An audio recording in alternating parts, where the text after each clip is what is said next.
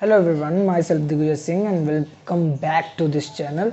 इस पे मैं आप लोगों से शेयर करता हूँ आने वाले एग्ज़ाम्स की, स्टेट या सेंट्रल एग्ज़ाम्स के बारे में कि आप किस एग्ज़ाम की कैसे तैयारी कर सकते हैं। और मैं खुद एक यूपीएससी एस्पिरेंट हूँ, तो मैं अपनी जर्नी भी शेयर करता हूँ। और आज के वीडियो में मैं आप लोगों से डिस्कस करूँगा कि बहुत सारे लोग कमेंट कर रहे थे कि आपका नेट कैसे हुआ और आपने कितनी किताबों को रेफरेंस बुक्स बनाया या कहाँ से पढ़ाई करी। तो जैसे मैंने पहले वीडियोस में भी बताया कि मेरा थोड़ा पढ़ने का तरीका अलग था और आप लोगों का थोड़ा मेरे हिसाब से अलग होना चाहिए, क्योंकि हर किसी की अप्रोच बहुत अलग होती है एग्ज़ाम्स को लेके। तो मैंने क्या किया था, मैंने सबसे पहले सिलेबस उठाया था। सिलेबस के अकॉर्डिंग एक एक टॉपिक निकाल के उसके नोट्स बनाए थे और उनका मल्टीपल टाइम्स रिवीजन किया था। मेरी सक्सेस का यानी जो मेरे नेट क्वालिफाई हुआ था उसका तो यही था। तो सबसे पहले धन्यवाद आप सभी का 300 सब्सक्राइबर्स कराने के लिए, और जितना जल्दी 500 होंगे उतना और खुशी होगी। बहुत सारे लोग ये कमेंट कर रहे थे इससे पहले की वीडियोस में, जिनमें मैंने एक्सप्लेन कर रखा है कि कितना टाइम मुझे लगा।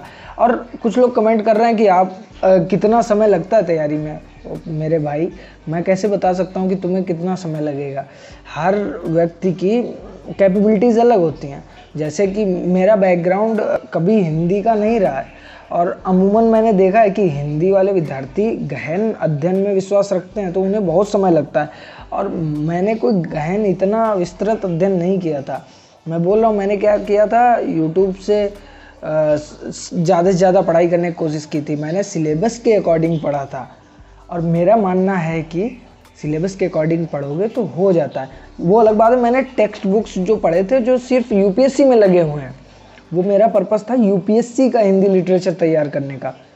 और बैक इन माइंड, जब मैंने Hindi literature as a subject MA में लिया था, उससे पहले मेरे पास बीए में हिंदी लिटरेचर ज़रूर था, लेकिन बीए को अपार्ट करते हैं, क्योंकि बीए की पढ़ाई पे उतना ध्यान नहीं था मेरा मेन पर्पस हिंदी लेने का यूपीएससी ऑप्शनल के लिए था। मैं नेट के लिए प्रिपेयर नहीं कर रहा था। लेकिन जब मैंने एलयू से एमए किया, उस दौरान मुझे पता चला हाँ आप नेट दे सकते हो, उसके बाद ऐसे ऐसे होता है, असिस्टेंट प्रोफेसर के लिए एलिजिबल हो जाओगे, पीएचडी भी कर सकते हो। तब मुझे पता चला। तो मैंने सबसे पहले सिलेबस ही देखा था।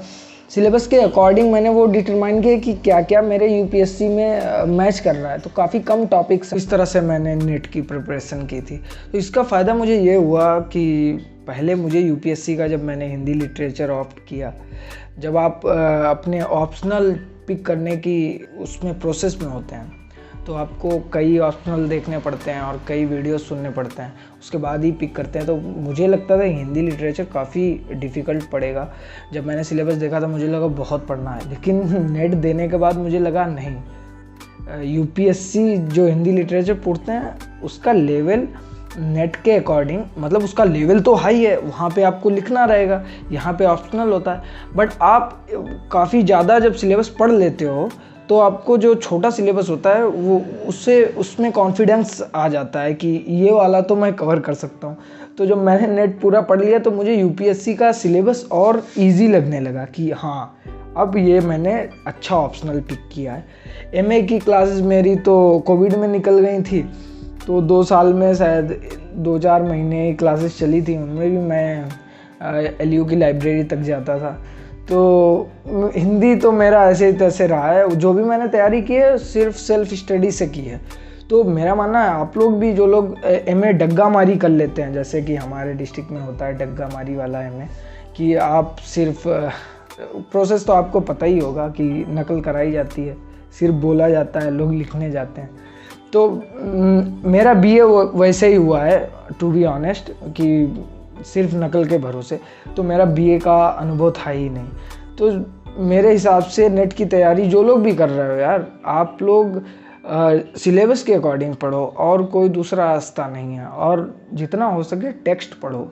जब आपको टेक्स्ट पता होता है, यानी जो किताबें लगी हुई हैं डायरेक्टली, जो उपन्यास लगे हुए हैं, जो निबंध लगे हुए हैं, जो नाटक लगे हुए हैं, जब टेक्स्ट आप पढ़ लेते हो उसके बाद एक कॉन्फिडेंस आ जाता है कि आप इसके अंदर का कुछ भी पूछ लेंगे या चरित्र या पात्र पूछ लेंगे तो आप ऑप्शन को एलिमिनेट कर सकते हो।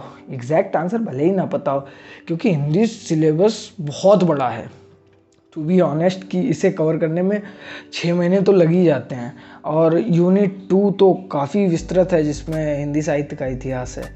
तो मेरे हिसाब से आप लोग टॉपिक वाइज ही पढ़ें, और जिसको भी कोई भी डाउट आ रहा है, जिसको भी प्रॉब्लम्स आ रही हैं, प्लीज़ मुझे इंस्टाग्राम पे यार मैसेज करो, पर्सनल मैसेज करो। I am available for everything.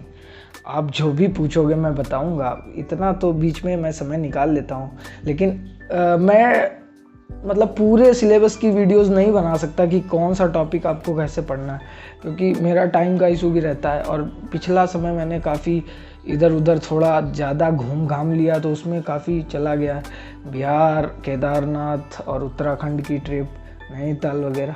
तो उस चक्कर में शायद मैं डेडिकेटेड वीडियो ना बना पाऊँ। लेकिन आपको जहाँ भी दिक्कत आए मुझे इंस्टाग्राम पे मैसेज करो, और बिल्कुल भी पर्सनली मैसेज करो, मुझे कोई दिक्कत नहीं है, मैं बिल्कुल हेल्प करने के लिए तैयार हूँ।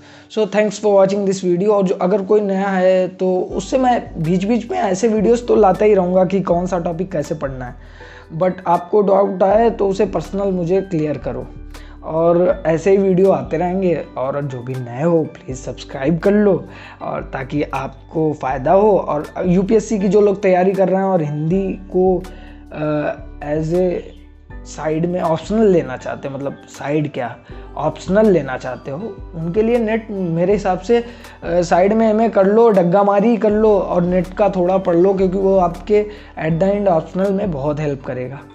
So thanks for watching this video. जय हिंद गाइज, और हमेशा खुश रहिए, हंसते रहिए और देखते रहिए doctor strong. Thanks for watching this video.